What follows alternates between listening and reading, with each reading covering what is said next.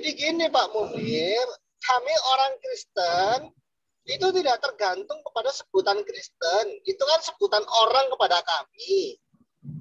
Tetapi kami ini sebenarnya disebut sebagai gereja atau persekutuan orang-orang benar. Eklesia. Oh, dalam bahasa Islam itu disebut ummah. Jadi kami nggak disebut Kristen nggak apa-apa. Kristen itu kan karena kami mengikuti Kristus, mengikuti Yesus Kristus, disebut kami Kristen.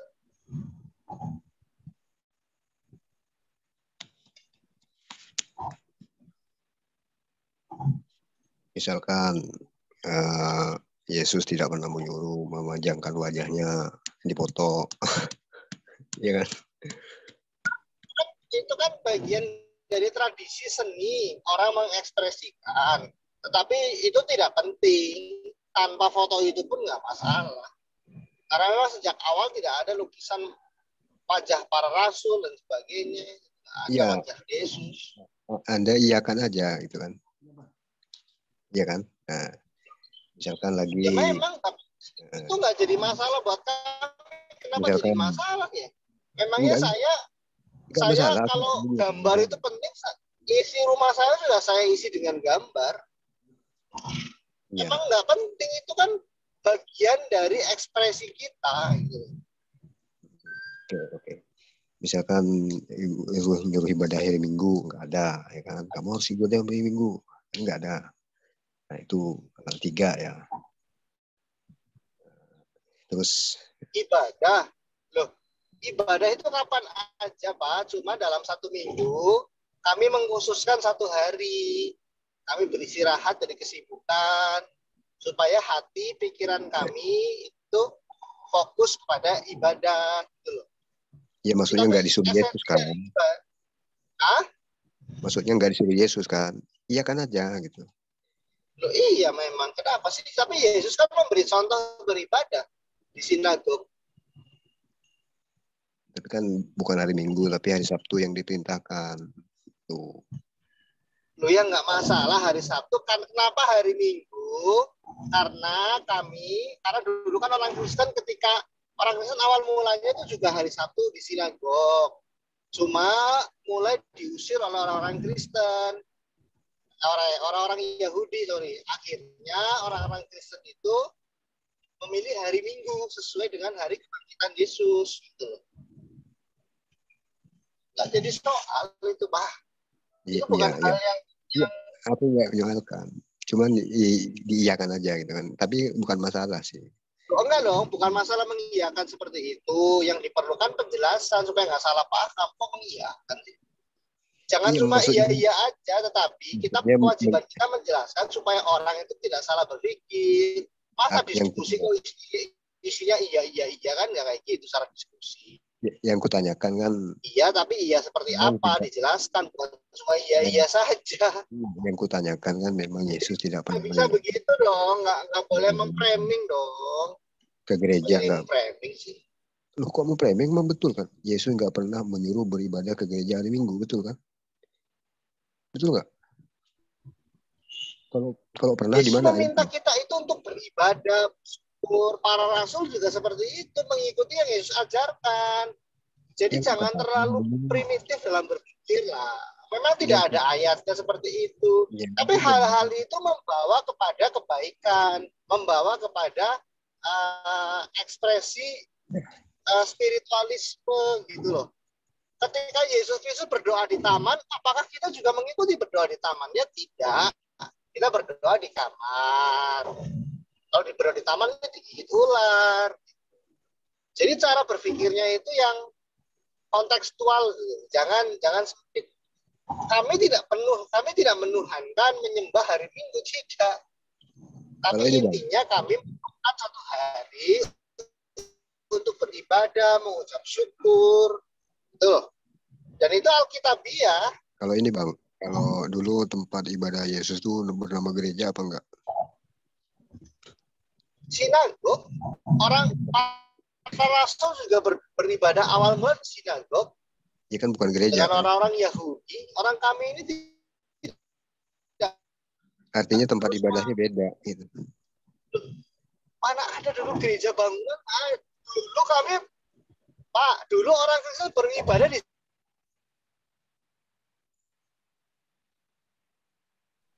Sorry, sinyalku putus-putus.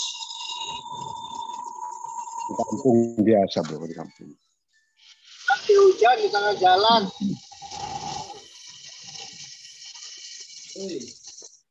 Iya bang, jadi gitu bang. Artinya tempat ibadahnya itu beda Anda dengan Yesus itu.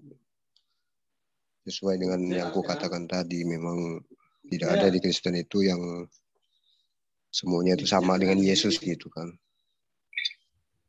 Misalkan cara ibadahnya aja Kristen itu pakai alat musik, sedangkan Yesus enggak gitu. Halo, sorry, sinyalku drop tadi. Coba ulangi gimana Pak Munir? Ya memang tidak ada di Kristen itu yang sama dengan Yesus. Misalkan tempat ibadahnya aja kan sudah beda gitu kan. Sinagog di Yesus, sedangkan di Kristen gereja. Sama. Namanya aja beda. Sama, ibadahnya sama. Dulu sinagog itu kan apa sih ya? Sinagog itu bahasa aslinya itu sinagog itu artinya apa? Sama, para rasul juga beribadah di sinagog. Dulu orang Kristen kan belum punya tempat ibadah sendiri.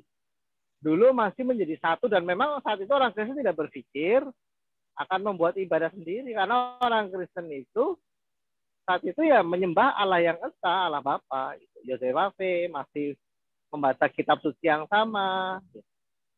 Yesus itu ibadahnya di Tapi masjid. akhirnya itu kan kata Quran. Enggak, di mesbah itu kan masjid. Ya masjid apa? Masjid Islam. Kalau masjid dalam arti luas ya mungkin oke lah. Makanya Islam kalau mau membuat klaim itu jangan terus asal membuat klaim gitu ya. Akhirnya nggak cocok dengan kondisinya. Kalau orang Kristen kan tidak. Orang Kristen itu betul-betul ya saat itu ya masih menggunakan kitab suci Yahudi, beribadah di Yahudi.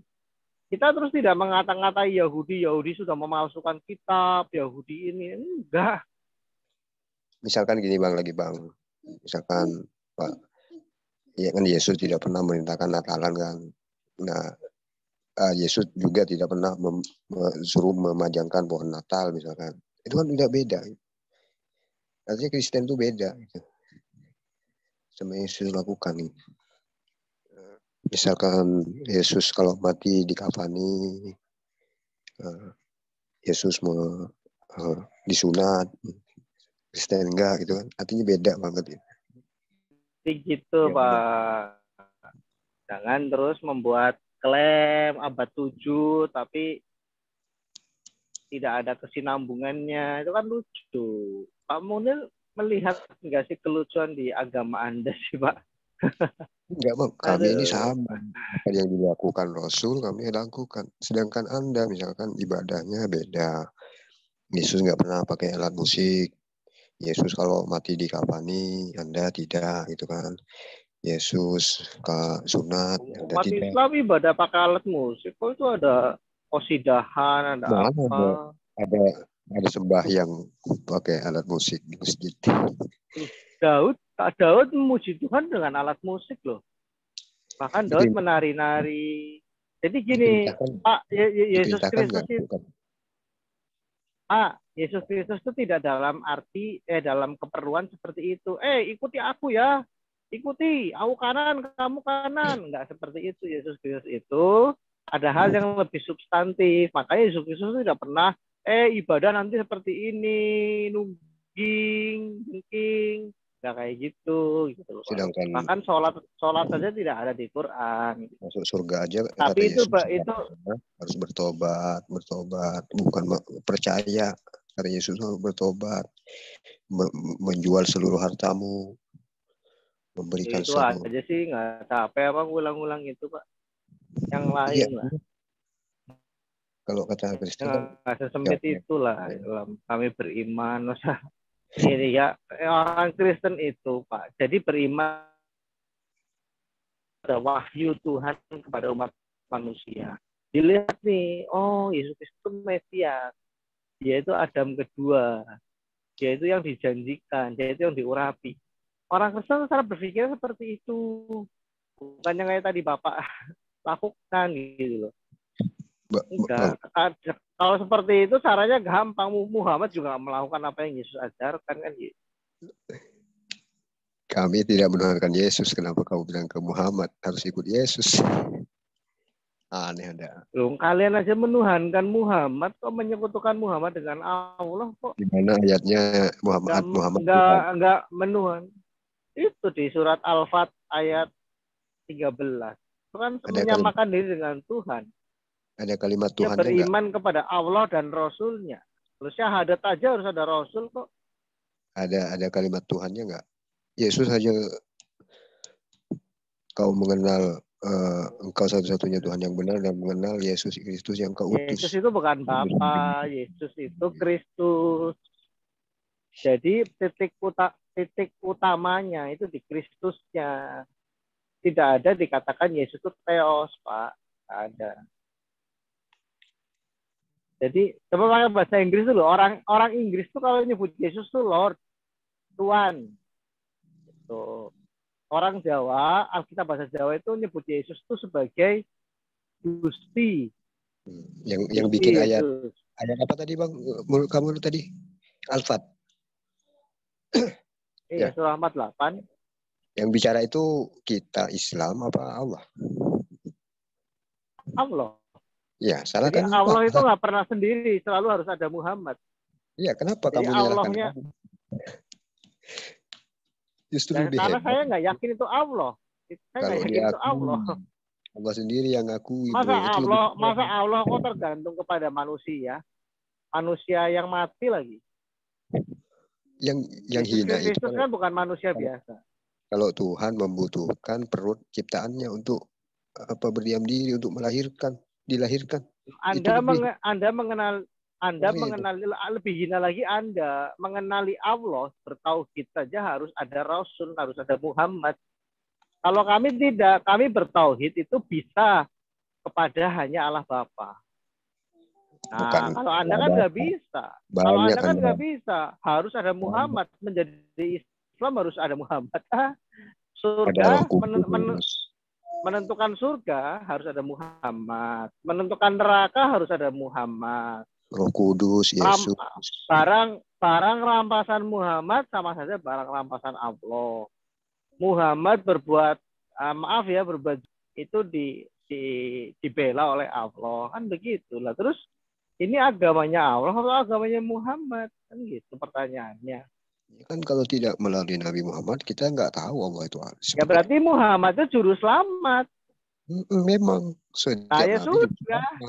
Ya udah. Sudah. Yesus Kristus itu juru selamat kami. Tapi bukan Tuhan. Kata siapa? Yesus itu Yesus hanya diutus untuk bahasa Israel. Ya itu kan menurut Quran. Yesus tidak pernah berkata aku 100%. Sekarang saya tanya, Muhammad untuk bangsa apa? Katanya Muhammad untuk Arab kan? Bro. Yesus tidak pernah mengatakan aku 100% Tuhan, 100% manusia. Itu klaim orang Kristen aja. Sekarang ayatnya di mana? Memang Yesus itu bukan Tuhan Bapa. Yesus itu firman Tuhan. Kenapa dibilang 100%? Kenapa enggak 85%? 100% firman. 100% firman dia. 100% Tuhan katanya kok. 100% firman. Coba ayatnya mana ayatnya kita buka.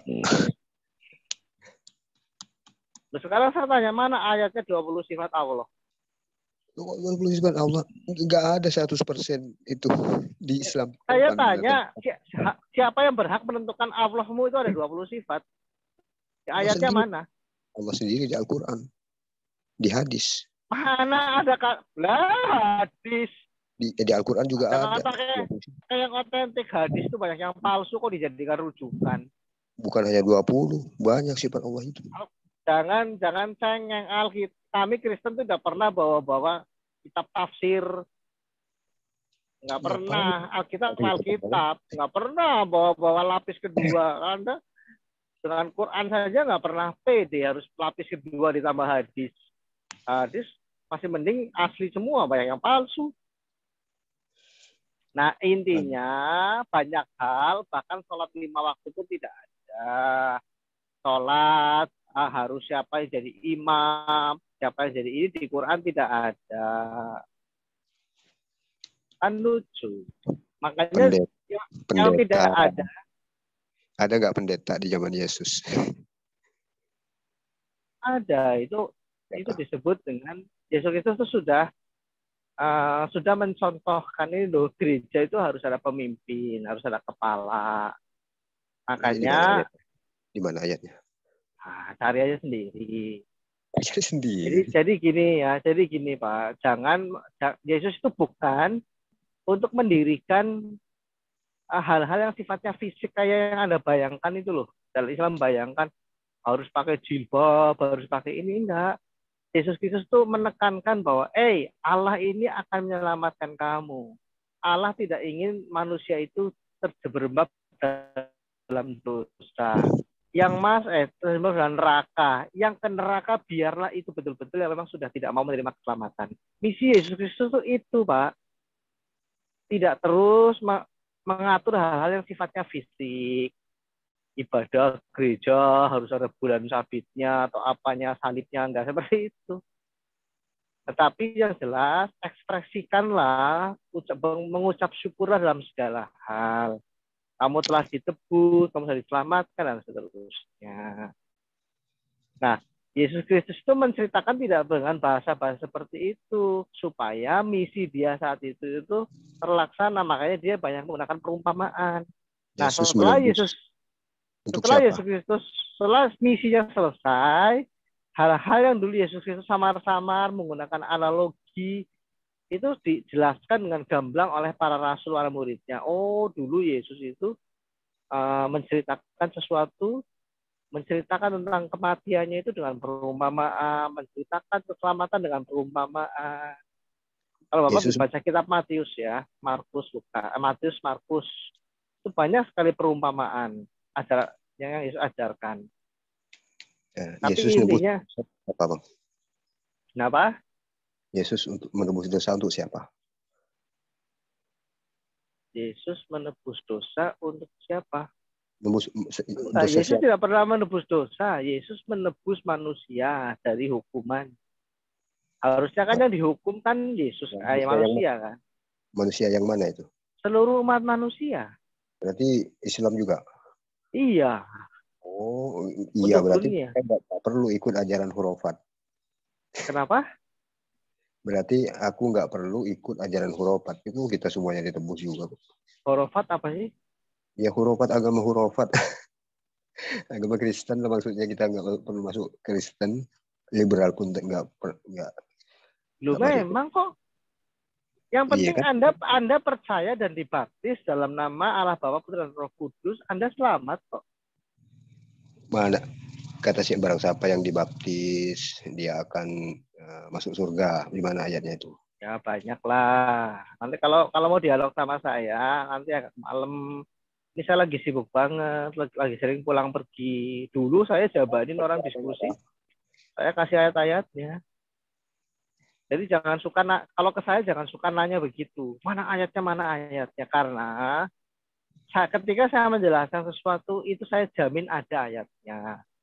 Saya tidak hafal karena selama ini memang saya tidak suka menghafal-hafalkan kayak gitu. Saya belajar hal-hal yang prinsipil dulu, yang prinsip. Oh, begini garis besarnya. Kalau HP mati nanti cari ayatnya kemana teh? Kenapa? Kalau HP-nya mati, misalkan kalau nggak dihafal. HP mati? Ya, misalkan nih mati lampu misalkan. Kamu cari ayat kemana nanti misalkan? Terus saya nggak pernah nyari di HP kok. Saya ada buku. Saya ini suka beli buku, Pak. Buku-buku akademis, teologis itu saya baca. Kalau bukunya nanti basah? Alkitab kan ada Alkitab. Alkitab kan ada buku fisik. Apa sih masalahnya sih? Kalau misalkan ada tsunami nanti basah bukunya gimana? Ya kan banyak yang kering kok, repot. Kata siapa tsunami-nya seluruh dunia kok? Ya terus masalahnya apa sih? Ya, keselamatan itu bukan terus masalah ngapalin Alkitab kok. Iya. Apa sih? Harus Saya itu. bingung. Saya bingung. Yang jadi permasalahan itu apa yang esensi? Ini kan Iya. umat manusia kan punya pikiran ya. Yang esensi apa? Kok buku Anda basah, kan handphone hilang. Jadi pendeta itu minimal harus hafal. Walaupun Enggak. 30 pun Enggak boleh. jadi masalah, Pak. Yang penting kami mengabarkan Injil, percaya kepada Allah Bapa, Putra, dan Roh Kudus, percaya kepada kemesiasan Yesus sebagai jalan keselamatan. Nah, terus lalu kita apa? Memberitakan Injil, kabar sukacita bahwa secara rohani kita sudah ditebus, tidak lagi di bawah bayang-bayang kuasa dosa. Itu loh. Jadi orang Kristen itu harus bisa mengabarkan Injil dalam taraf yang paling awam. Kayak tadi saya awam ya. Secara prinsip seperti ini. Nah, setelah itu baru kita bawa keyakinan itu bahwa Alkitab, jemaat, orang-orang membaca Alkitab. Ya, kami tidak ada kewajiban untuk menghafal. Kalau menghafal lebih bagus gitu loh. Tapi paling penting kita beritahu hal-hal yang sifatnya prinsip panduan. Ini begini. Nanti jemaat membaca sendiri. Bisa nggak dihafalin? Alkitab itu ada 36.000 ayat, Pak. Kalau Al-Quran itu cuma 6.000 ayat. Bibel kamu bisa nggak dihafal? Susah ya, 36.000 ayat. Bisa nggak? Bisa nggak kira-kira? Saya nggak tahu. Ya Saya kan bisa. ngomong susah. Nggak bisa, Bro. Ya, Karena gini. Ya terserah. Anda menyimpulkan nggak bisa, ya nggak masalah. Kenapa sih? Saya Aku bingung. ada Yang dipermasalahkan apa? Kok menghafal tuh saya nggak habis pikir. Ya artinya Tidak pernah ada ajaran untuk menghafal begitu. Kok jadi bangga sekali menghafal gitu loh. Aneh, saya heran. Pemusnahan kertas nih di dunia ini. Ya mana pemusnahan terjadi? Tidak. Tanpa Alkitab, Pak. Yang menentukan keselamatan kalian itu bagaimana sih?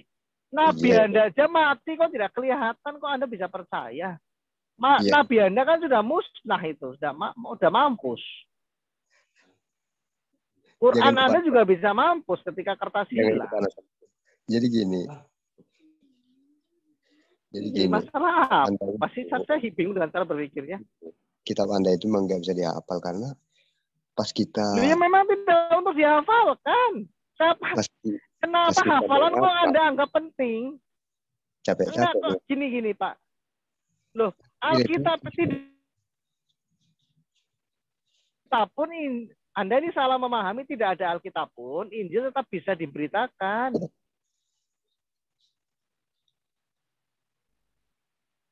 Ya artinya bukan Alkitab, berubah-ubah itu Bang. Setiap tahun masa direvisi.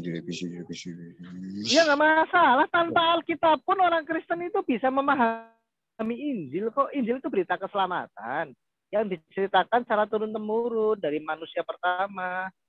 Oh jadi kalian kok pada protes? Kami itu tidak mentuhankan Alkitab. Gimana sih? Heran cara berpikirnya. Orang Kristen itu jangan dibawa serendah itu. Iya memang rendah kok. Tanpa Alkitab pun kita bisa tahu Yesus loh. Enggak gini. Nama Muhammad saja di Al-Quran Anda itu cuma 4 kali gitu loh. Bagaimana kami bisa percaya adanya Muhammad, kan begitu? Ya. Jadi bukan masalah itu gitu loh. Kehadiran Yesus Kristus itu disaksikan oleh umatnya saat itu. Siapa namanya? Lukas belum pernah bertemu Yohanes. Yohanes udah tua, jadi bukan penulis kitab Yohanes itu. Nggak mungkin orang udah umur 70 masih nulis kitab, itu nggak mungkin. Berbahasa Yunani lagi. Berarti itu Yohanes lain itu. Kristen di mana Kristen ya? Berarti gini, kalau ini kesimpulan aku ini berarti gini. Nah, Kristen itu kan Kristen kan sudah tahu bahwa Yesus itu hanya diutus untuk bahasa Israel. Nah, cuman Kristen itu punya ayat andalan, yaitu sebarkan baptislah seluruh bangsa gitu kan, menjadi muridku. Itu kesenangannya satu itu aja. Ya nggak apa-apa. Ya, kenapa sih? Kami memahaminya bukan seperti itu, bukan terus mana perkataan Yesus mana enggak.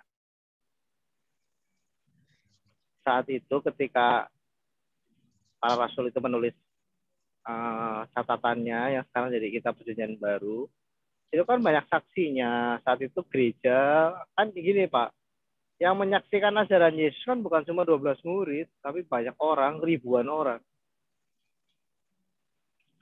Jadi ketika para rasul itu menuliskan hal-hal seperti itu, masyarakat saat itu nggak ada yang menentang. Karena yang benar itu. Ada juga yang bilang gini Bang, kenapa orang itu nggak ada yang berani menentang? Karena mereka takut kalau tidak menerima surat-surat Paulus itu, takut sama Paulus karena dia sudah terkenal menjadi tukang jagal kan, itu katanya. Itu kata sebagian. Kok takut sih? Orang Kristen gak ada yang takut. Nyatanya Paulus waktu itu seperti Lukas, Yohanes, Markus itu kan sudah kenal Yesus nih, Paulus nih bahwa dia itu. Kok takut? Orang Petrus dipenggal aja nggak takut. Kok di saya salib? Bang penjagal. Yohanes. Jadi Anda jangan mengatakan takut itu takut mereka tuh lari dari ini Paulus enggak. Kamu harus menerima surat-suratku. Kalau enggak kau mati kau. Karena dia memang apa ya? Enggak lah, Paulus kan nggak suka. Paulus nggak pernah mengangkat pedang, nggak pernah menggal orang, ngerampok. Kan hampir seluruh murid Yesus katanya dibunuh itu. Nah, jadi si Lukas ini ya takut dia juga, takutnya karena Paulus ini sudah dikenal penjaga gitu. Ya, nyatanya nggak menjagal, nyatanya selama puluhan tahun, 30 tahun lebih, Paulus itu menjadi orang Kristen. Nggak pernah menjagal, menakuti, nggak pernah. Itu yang membunuh Arius itu siapa ya? Digergaji lehernya. Kok Arius sih? Tidak percaya ketuhanan Yesus. Nggak ada. Arius mati sendiri dia. Di penjara. Siapa yang penjara? Paulus kan? Ngawur lah. Oh.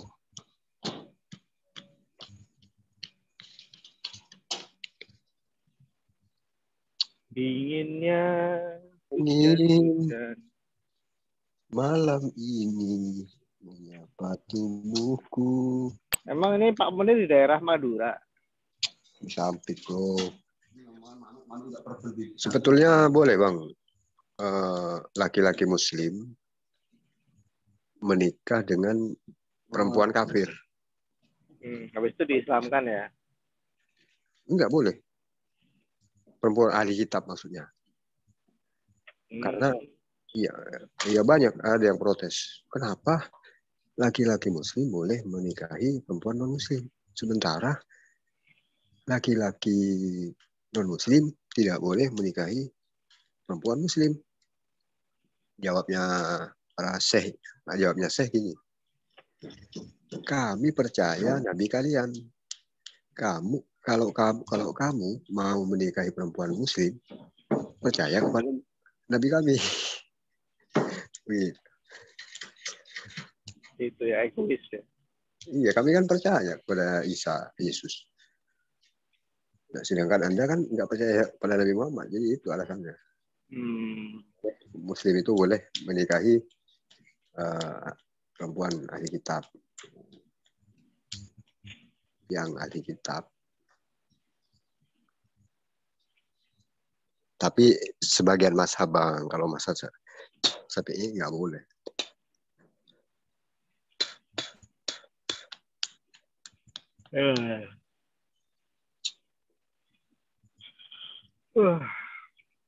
Ya, oke.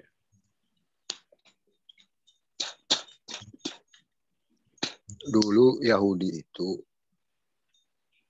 bukan agama. Dulu Yahudi itu hanya bangsa yang diselamatkan Nabi Musa. Nah, sekarang kan unik.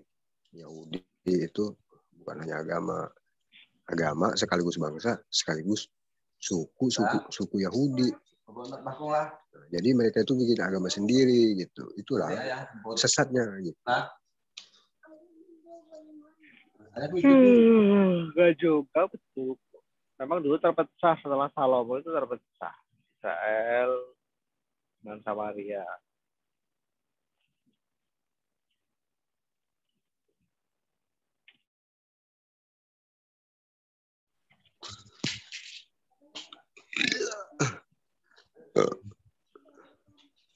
Udah berapa tahun di Summit ya kamu nih? Ada 2 tahun mungkin. Baru ya? Baru. Merantau.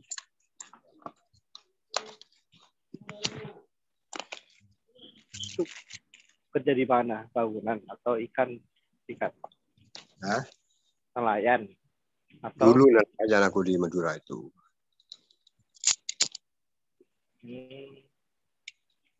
Sekarang jadi kuliah.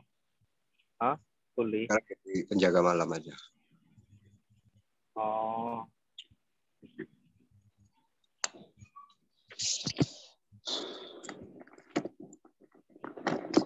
Alhamdulillah.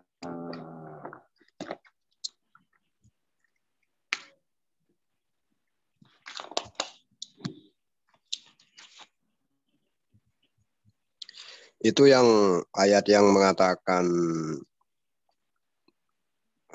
baptislah seluruh bangsa menjadi muridku. Itu perkataan. Iya, terus? Itu tulisannya merah apa hitam?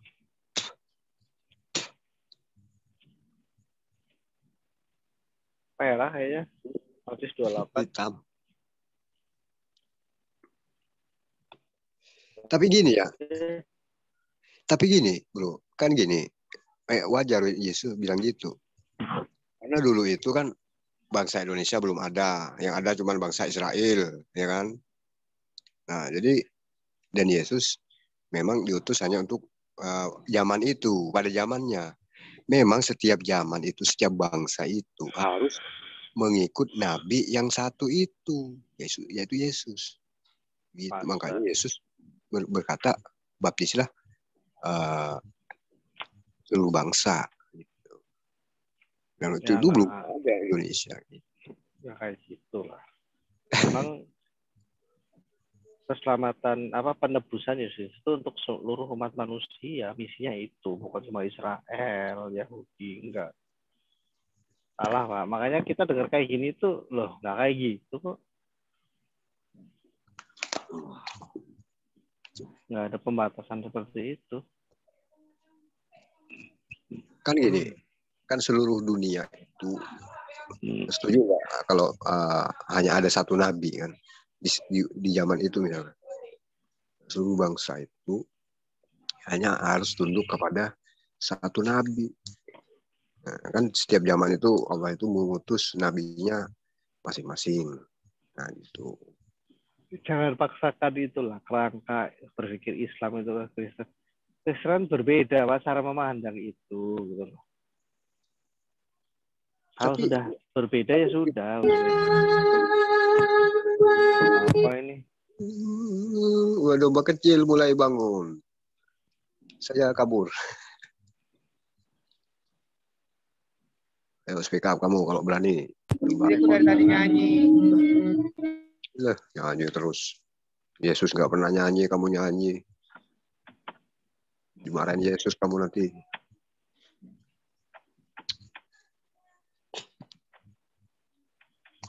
Masih tidur dulu nih ngantuknya, minta ampun. Berhenti dulu lah, ngopi-ngopi dulu, mumpung lagi sore. Ini masih ngantri di pintu tol, nyari tempat istirahat dulu. Malam sedikit, warung pada tutup nanti kau. Ngantuk, nggak ada minuman kau. Minum air hujan kan bisa. Enggak, maksudnya sedia stok lah di mobil itu. Itu betul ya, minum kencing otak itu boleh ya? Minum apa? Kencing otak. Itu gini bang, kencing ontak itu kan dulu nggak ada obat. Nah, nggak ada obat kan. Namanya di padang gurun. Nah, ibaratkan di dalam hutan, kita lapar. Mak babi pun boleh kan gitu. Yang penting jangan kita pilih mati. Demikian pula dengan di padang gurun itu nggak ada puskesmas, nggak ada dokter. Jadi memang di dalam kencing onta itu ada zat yang bisa mengobati penyakit. Tapi Dulu gini atau bang, sekarang? satu tetes itu diambil satu tetes kecil itu bang, dicampur pakai madu, dicampur pakai susu. Bukan satu botol diminum geleg. Bukan seperti itu bang. Jadi dalam kondisi darurat nggak apa-apa. Babi pun kan Anda tahu sendiri tidak boleh pilih mati kita kan gitu. Tapi kalau sekarang udah ada puskesmas, rumah sakit, nggak boleh kita milih minum kencing onta. Dan menurut pendapat yang kedua, hadis itu bukan kencing onta, tapi susu onta. Kata sebagian ulama, hadisnya itu salah mengartikan. Makanan apaan? Biar terteras itu bang. Kok ngurusin orang lu? Biar dong.